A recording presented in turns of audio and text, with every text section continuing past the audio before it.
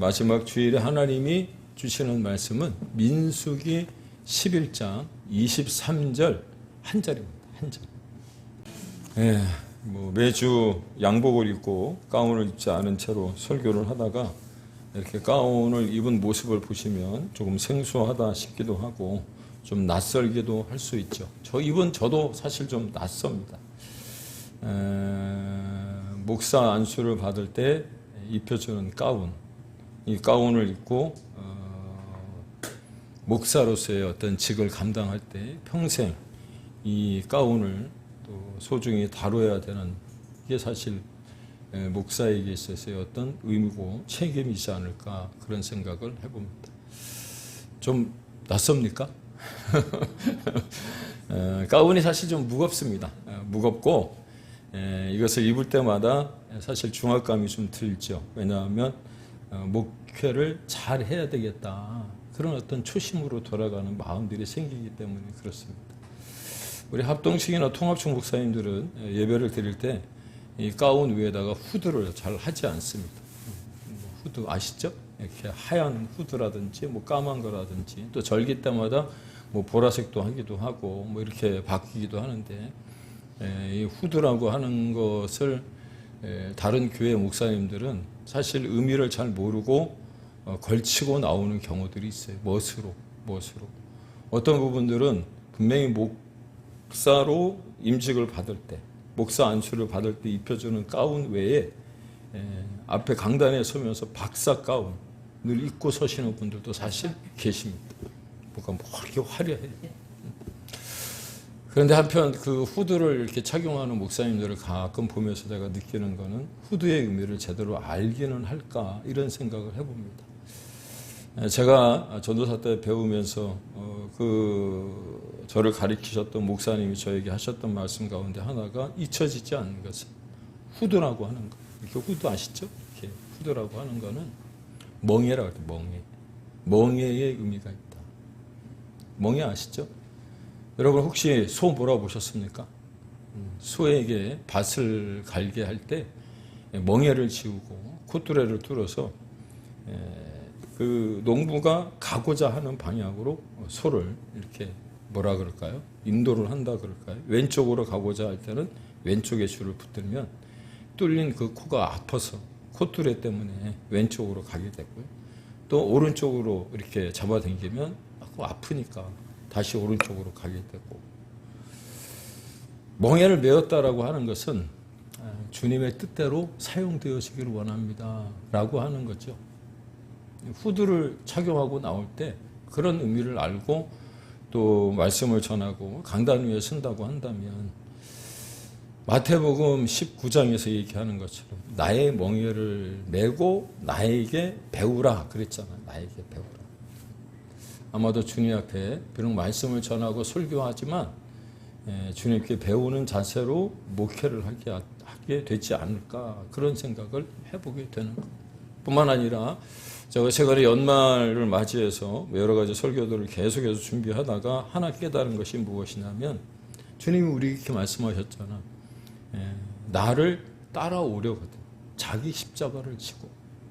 그래서 저는 하나님이 내게 맡겨주신 그 십자가를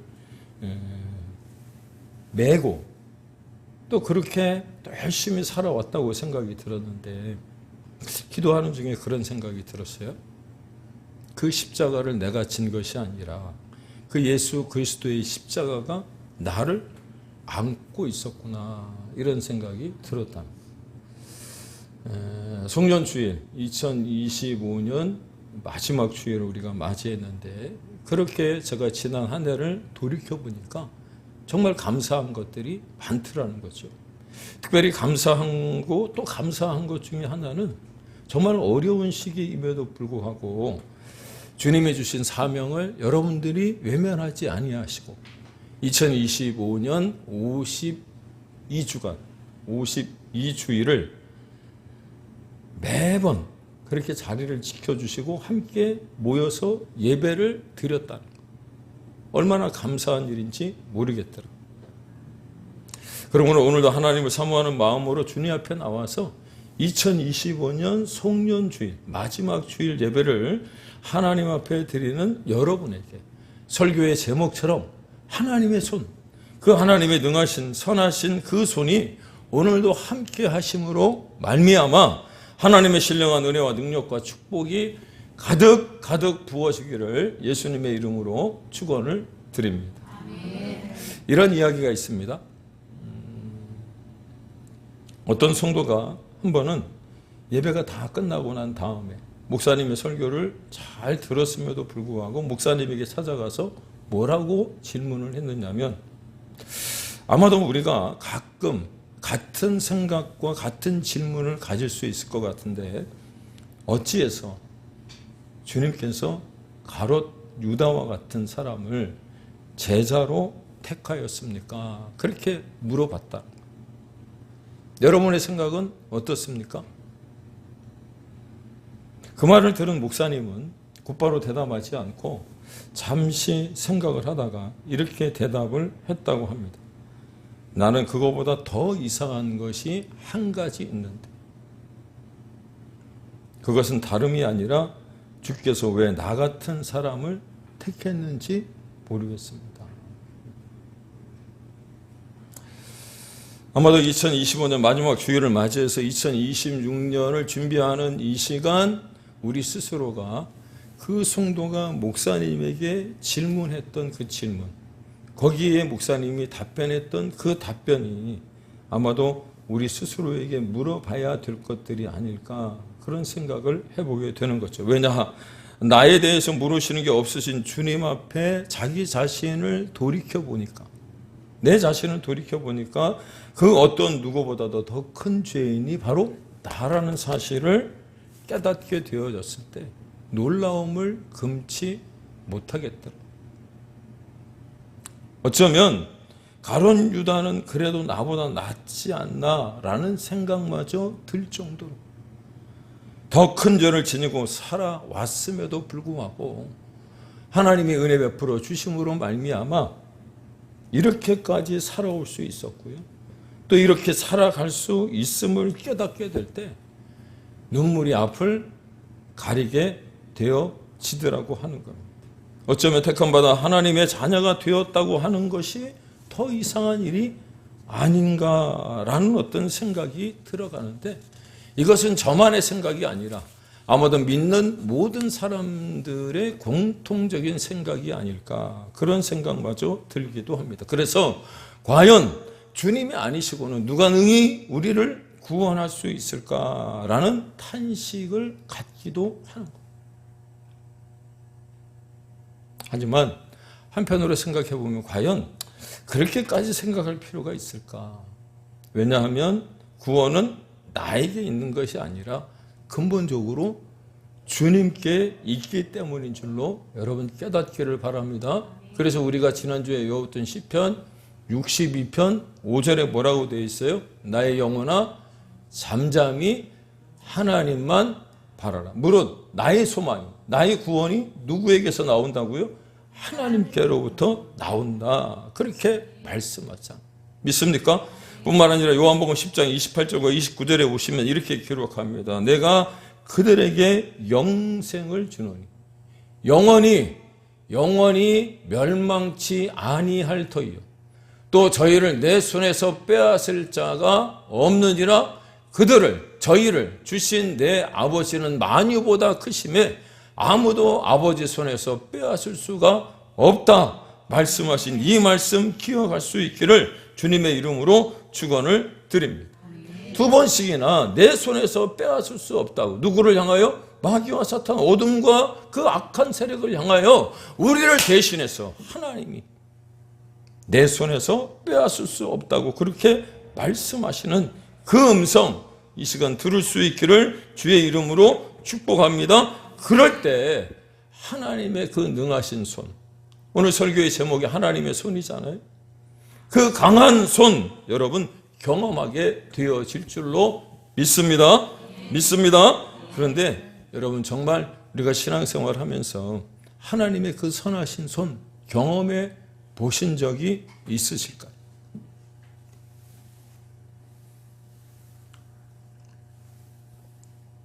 어쩌면 우리는 매 순간 하나님의 그 도우시는 손을, 그 하나님의 손을 우리가 경험하고 있는지도 모르겠어요. 우리가 느끼지 못해서 그렇지. 우리가 깨닫지 못해서 그렇지. 왜냐하면 제가 말씀을 준비하면서 생각을 해보니까 지금도 하나님은 우리 큰사랑교회와 저를 얼마나 사랑하시는지 그 도우심의 손을 느끼겠더라는, 세상적인 눈으로 바라보면 우리 큰사랑교회, 여러분 이 교회를 다니는 우리들도 위축될 수밖에 없잖아요. 어제 그제도 이웃의 어떤 교회를 보니까 동네 분들, 가난한 또 소외된 이웃들을 위해서 이게 선물 박스 100개인가를 만들어서 나누어 주더라고요. 우리 교회도 그런 일을 했으면 참 좋겠다, 이런 생각을 해봤습니다. 아주 친하게 지내는 목사님이 그런 걸 계획해서 또 뭐 매해 하는지는 잘 모르겠습니다만 인스타에 사진을 찍어 올린 걸 보면서 우리도 뭔가 하나님의 그 선하신 일들을 감당해야 되는데, 그런데요, 그렇게 생각하면 위축될 수밖에 없는 거잖아요. 그래서 세상 사람들이 우리 교회를 바라볼 때 그렇게 말할 수도 있을지 모르겠어요. 저 교회에서 도대체 무엇을 할 수 있을까? 하나님이 살아계신다면 그렇게 부흥을 외치고 또 복음을 전하며 전도하고 있는데 늘 제자리 걸음인 것처럼 보여지잖아요. 하지만 그들이 모르는 게 있습니다. 무엇이냐면 수시로 무시로 하나님이 우리 큰사랑교회를 붙들고 계시고 그 선하신 손길을 우리 모든 성도님들이 경험하고 있더라는 거예요. 왜냐? 아무리 생각해봐도 교회가 정상적으로 운영이 될 수 없거든요. 할 수 없는 일이거든요. 그런데 그렇게 생각할 때마다 온몸으로 전해지는 큰 감동과 전율이 저에게 느껴지는, 전해져 오는 거예요.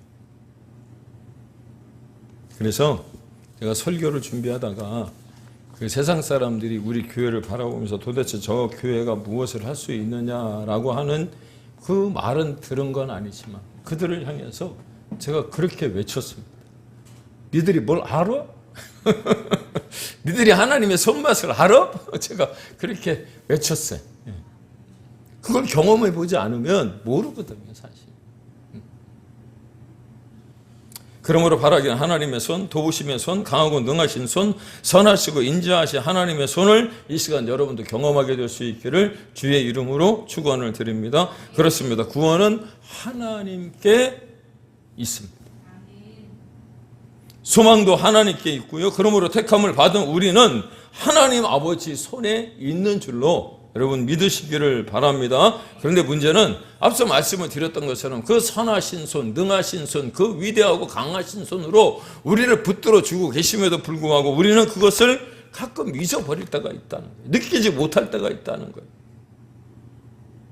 사막에, 광야에 길을 내시고 강을 내시는 그 하나님이 우리가 잘 갈 수 있도록 그렇게 붙들고 계심에도 불구하고 조금만 힘이 들면 원망하고 불평하는 게 우리들하고 하는 거예요. 오늘 본문에 기록된 민수기 11장 24절 뭐라 그랬습니까? 여호와의 손이 짧으냐라고 하는 이 말씀이 나오게 된 배경이 무엇이냐면 민수기 11장 4절에 보면 이스라엘 백성들이 광야 생활 가운데 먹고 싶은 게 있었답니다. 왜 안 그렇겠습니까? 그들이 먹고 싶었던 게 무엇이냐면 오이와 참외와 부추와 파와 마늘. 이 신학대학원에 들어갈 때 성경 시험에 아주 자주 출제되는 문제 가운데 하나입니다. 모르면 삼겹살 먹을 때 필요한 게 뭔가 생각하면 금방 맞출 수 있어요. 그런데 이걸 도대체 그들이 광야 한가운데서 왜 먹고 싶었을까? 민수기 11장에 보면 이방 사람들이 옆에서 부추긴 거예요. 도대체 하나님이 너희들에게 준 게 만나 외에 주신 게 뭐가 있냐는 거예요. 그러다 보니까 이런 생각이 들었어요. 진짜 먹고 싶었던 것일까? 이렇게 생각을 해보니까 소름이 돋는 겁니다. 왜 제가 소름이 돋았냐면 18절에 보니까 그렇게 얘기해요. 여러분에게 한번 여쭤보겠습니다. 여러분, 광야에서 하나님의 백성으로 자유롭게 살아가는 게 좋습니까? 아니면 애굽에서 종로로 타며 살아가는 게 좋으십니까? 광야에서 하나님의 백성으로, 우리 권사님 말씀하신 것처럼 하나님의 인도하심과 이끄심으로 살아가는 것이 편하지, 애굽에서 종로로 타는 게 뭐가 좋겠어요. 아무리 애굽에서 그 애굽 사람들이 마련해 준 삼겹살, 오이, 참외, 부추, 파, 마늘에다가 여러분 쌈 싸먹어서 먹는다고 그게 살이 되고 피가 되고 뼈가 되겠습니까? 그런데 그들이 뭐라 그랬어요? 그때가 좋았대요. 그때가. 근데 이게 누구의 귀에 들렸어요? 하나님의 귀에 들렸다니까. 그러니 하나님 시험한 것밖에 더 돼요. 근데 하나님이 얼마나 선하시고 좋으신 분이냐면 화를 내지 않으세요. 오히려 하나님이 오늘 말씀 가운데 뭐라고 얘기하십니까? 여호와의 손이 짧다. 내가 안 해주는 게 아니고 못 해주는 게 아니고 지금 그들을 이끌어 가시며 다루시는 거잖아요. 그러므로 내가 이제 내 말이 내게 응하는 여부를 보리라, 그렇게 말씀하시는 그 음성, 여러분 이스라엘 백성들이 들었을 때 그 마음이 어떠했을까? 그렇습니다. 어린아이가 어떻게 잔잔하게 자라는 것이죠? 그 이유는 단 한 가지, 어머니의 손이 아이를 돌보기 때문. 어머니의 손이 핏덩이 같은 자녀를 거두어 주고 보호해 주며 하면서 자라는 것 아닙니까? 어머니의 손이 있는 까닭에 그 어린아이가 장성해 가는 거잖아요. 그렇게 하나님이 택하신 이스라엘을 애지 중지 금이야 오기에 어린 아기를 돌보시듯이 하시는 하나님이신데 그들을 굶기기라도 하시겠느냐라고 하는 겁니다. 다 준비하셨을 텐데. 그런데 이스라엘 백성들이, 아니 우리가, 여러분은 아닌데 제가 자꾸 보채는 거예요. 뭔가 자꾸 서두르는 거예요. 여러분, 하나님의 역사는요, 제가 보기에 기다림이 있어야, 기다릴 수 있어야 그거를 경험하게 되더라고요. 제가 한번 여쭤봅시다. 우리가 기다리지 못하는 것 가운데 정말 힘든 게 뭔지 아십니까? 뭘 이렇게 여러분들이 기다리는 게 힘드시던가요? 그것도 최근에 제가 알았어요. 전자레인지에다가 음식을 데우는데 1분 30초를 못 기다려요. 계속 쳐다보는. 이게 언제 있나? 1분 30초. 눌러놨으면 진득하니 기다려야 되는데 열어보고 또 열어보고. 그래요, 안 그래요? 전자레인지에 집어넣은 음식이 여러분 기다려야 그렇게 맛있게 조리가 되는데도 불구하고 전자레인지에 집어넣고는 계속 쳐다보고 있으면 거기에 전자파 나와서 여러분 안 좋아요. 네? 그런 거 생각해 봤어요? 서두르면 서두를수록 하나님 나라에 빨리 갈 수 있다니까. 네? 빨리 갈 수 있어요, 서두르면. 이게 하나님과의 관계도 마찬가지인 것 같아요. 우리의 여리고 어린 심령으로는 마치 골리앗과 같은 그 험난한 세상에 맞설 수 없다는 거죠. 아무리 생각해봐도 우리의 힘으로는 도무지 할 수 없는 겁니다. 그러나 우리를 붙잡고 계신 하나님의 손이 여러분 있는 줄로 믿으시기를 바랍니다. 원수가 올 때 막아주실 뿐만 아니라 시험에 빠지려고 할 때 그 깊은 수렁에서 우리를 건져주시는 손이 바로 하나님의 손이에요. 믿습니까? 이사야서 59장에 보니까 여호와의 손이 짧아 구원하지 못하심도 아니고 귀가 둔하여 듣지 못하심도 아니랍니다. 지난 3일 밤 기도회 때 함께 묵상했던 전도서 9장 1절에 보니까 이렇게 기록합니다. 의인들이나 지혜자들이나 그들의 행위가 모두가 다 누구의 손에? 하나님의 손 안에 있다고 말입니다. 그런 거로 세상이 흔들리고 사람들이 변한다고 할지라도 하나님의 능하신 손이 우리를 붙들고 계시기에 너무 조급해하지 마시고요. 너무 서두르지 마시고요. 하나님의 일하심을 믿고 우리가 우리의 믿음을 보존한다면 우리의 연약한 심령이 아주 멸망하는 자리에 들어가지 아니할 뿐만 아니라 하늘나라까지 닿게 되는 줄로 믿습니다. 그렇습니다. 바벨론 왕의 술 맡은 관원장이었던 느헤미야. 여러분 기억하십니까? 제가 최근에요, 이 바벨론 이 말씀 이렇게 설교에 타이핑을 하다가 새로운 걸 하나 알았어요. 이 바벨론 시대에, 바사 시대에 여러분 맥주가 있었을까요? 없었을까요? 안 살아봐서 모르시겠습니까? 그 당시에 뭐 삼겹살, 뭐 오이, 파, 부추, 뭐 마늘 뭐 이런 것들이 다 있었는데 저는 그때 맥주가 있었으리라고 생각을 못했는데 이번에 유퀴즈에서 그 문제가 나왔어요.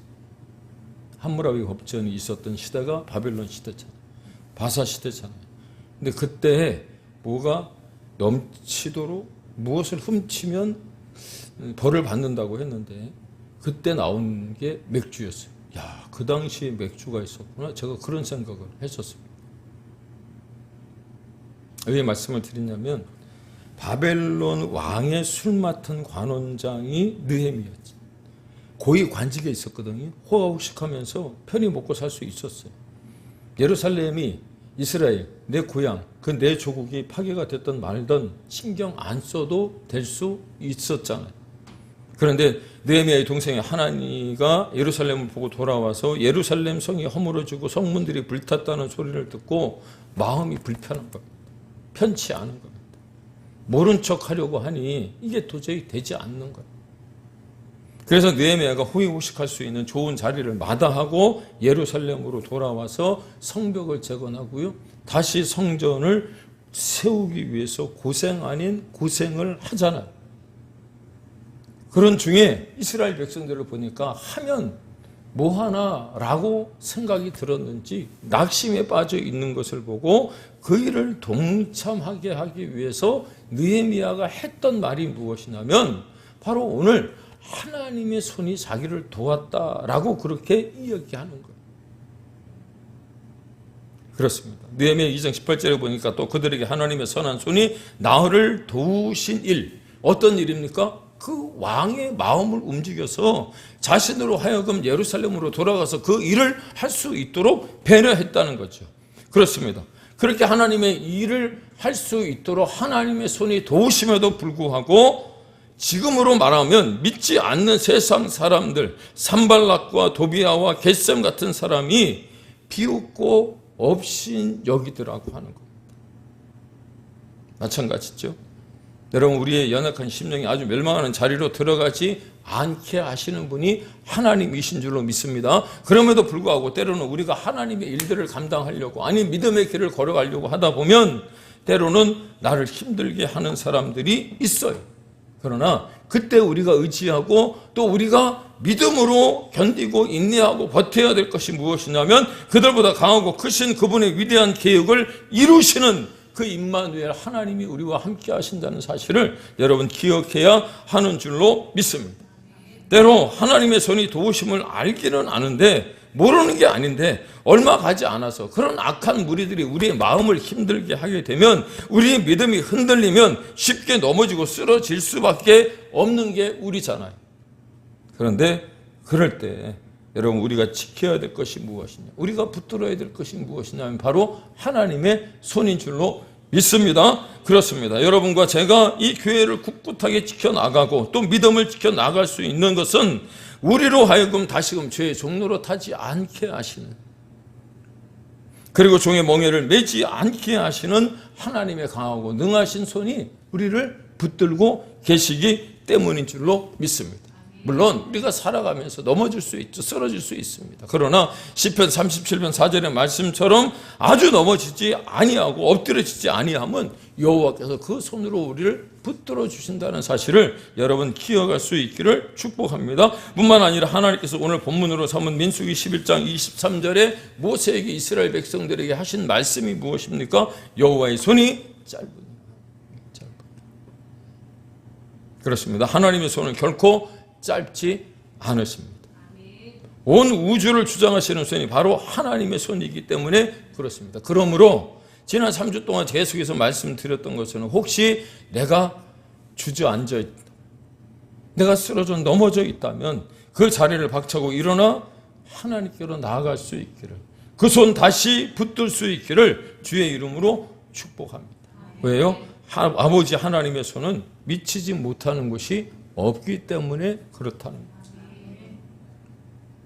로마서 8장 38절에 39절입니다. 내가 확신하노니 사망이나 생명이나 천사들이나 권세자들이나 현재일이나 장래일이나 능력이나 높음이나 깊음이나 다른 어떤 피조물이라도 우리를 우리 주 그리스도 예수 안에 있는 하나님의 사랑에서 끊을 수 없답니다. 믿습니까?